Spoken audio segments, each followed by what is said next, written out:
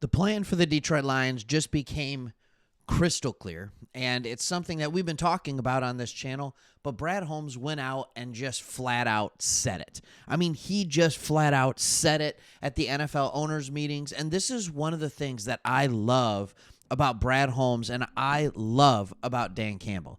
They're very, very honest with what's going on, and I know I've said that. I know I've said that over and over again on this channel, but I can't express this enough.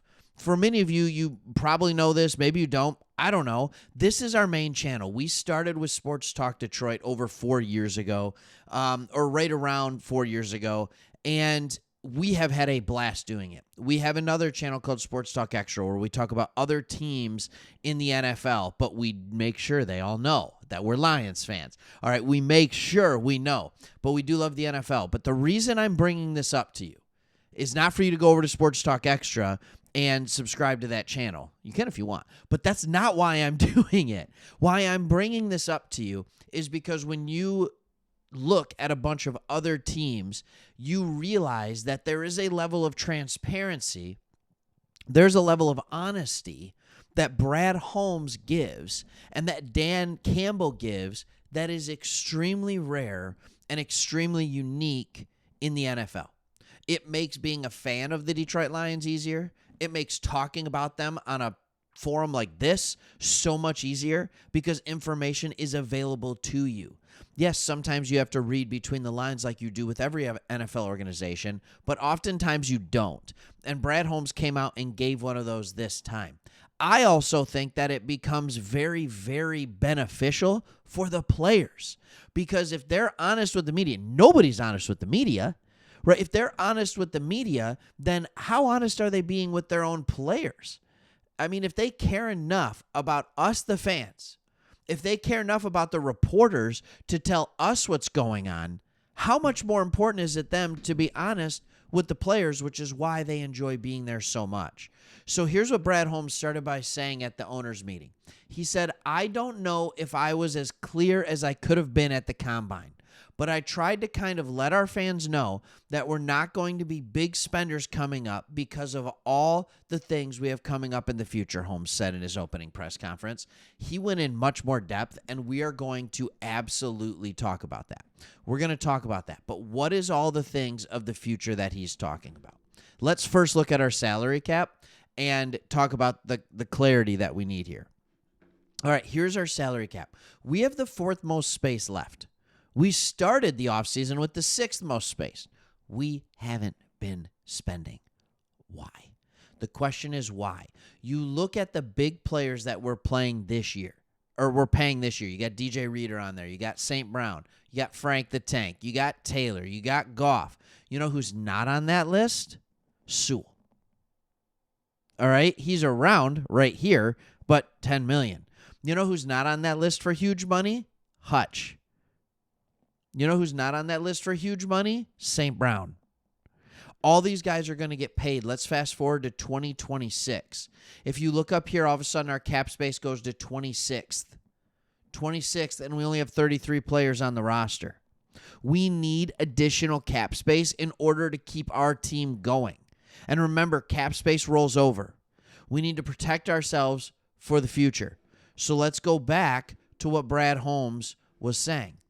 He said, I do think it's part of the discipline that's required for where we're at as a football team right now. That is, yes, the balance of winning now, but also wanting to sustain winning as well. He went on to say we had so many of these young players that have been on rookie deals, and we've been enjoying the impact that they've all been bringing, Holmes said. But now a bill is coming. What you spend this year is going to impact next year, even impacts 2027. So that's the discipline we have to adhere to. So when most of us look at 2025 and we see right here $43 million, all right, make my mouse big there for you, $43 million in cap space, we're like, go spend the money. Whereas Brad Holmes is saying, look, in 2026, without adding the bigger contracts of those guys we talked about. Now look at Goff's. It's $70 million. St. Brown, $33 million. Aleem McNeil, $29 million. Penei Sewell, $28 million.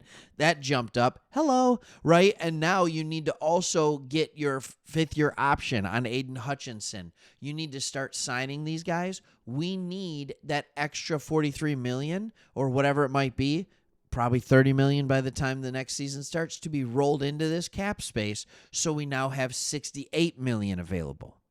And then you hope to do the same thing in 2027. Now, in 2027, it looks $163 million. It's like, oh, that's a ton of money to spend. But as you can see, it's 28th out of 32 teams. There's only, right here, 19 players on that roster. And you have some big cap numbers right here. And that doesn't include a big cap number from Hutch. That doesn't include that. And a big cap number from other guys that you're going to have to start paying. You want to keep Jameson Williams? What does that look like? So these are the kind of things that I'm talking about and that Brad Holmes is talking about when he's saying preparing for the future. All right? He went on to talk about some of the guys that were there. DJ Reed was the only expensive one. He's the only expensive one. All right, Brad Holmes is talking about it. He said the get-in-the-door entry price was $16 million. If you would have told me that we would have been able to get a corner for that much with the defensive lineman that we were able to get and getting Tim Patrick back and all that, I wouldn't have thought we were going to be able to do that. If you were going to tell me that we were going to get that done back when we first were trying to get Levi extended back in the fall, I would have been doing a backflip and literally almost was doing a backflip, Holmes said, because like I said, I did not think we were going to be able to get a player of his caliber back. We found good deals in free agency. Levi Onwuzurike was a good deal, $4 million. Are you kidding me? Tim Patrick was a good deal. Marcus Davenport was a good deal, $1.75 million guaranteed. Al-Qadim Muhammad, 1.2. Pat O'Connor, 1.1. Roy Lopez, $3.6 million. And all of a sudden you start realizing, like, we have our stud defensive lineman in Hutch. We have stud number 2 in Aleem McNeil. Now, I understand he's coming off an ACL. We have stud number 3 in DJ Reader. We have good starting linemen. The question is, are these guys going to be able to produce at a good level? I think we forget often that all of these people were injured by the end of the year. It didn't look the way it was supposed to. But at the end of the day, here's what Brad Holmes said on free agency that really I enjoyed. He said, I'm more than happy with how free agency went. I say more than happy because we were able to get guys that we really wanted to get. That's always the case. Like, we don't compromise and get a prospect that we're warm on. He wants one that they're hot on. And that is what tells me they are going to continue to build through the draft.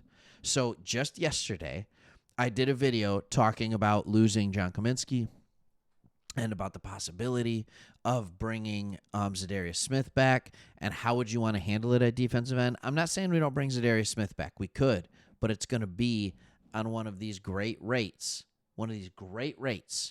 And if he doesn't want to do that, we're not going to bring him back. And we're just going to draft one.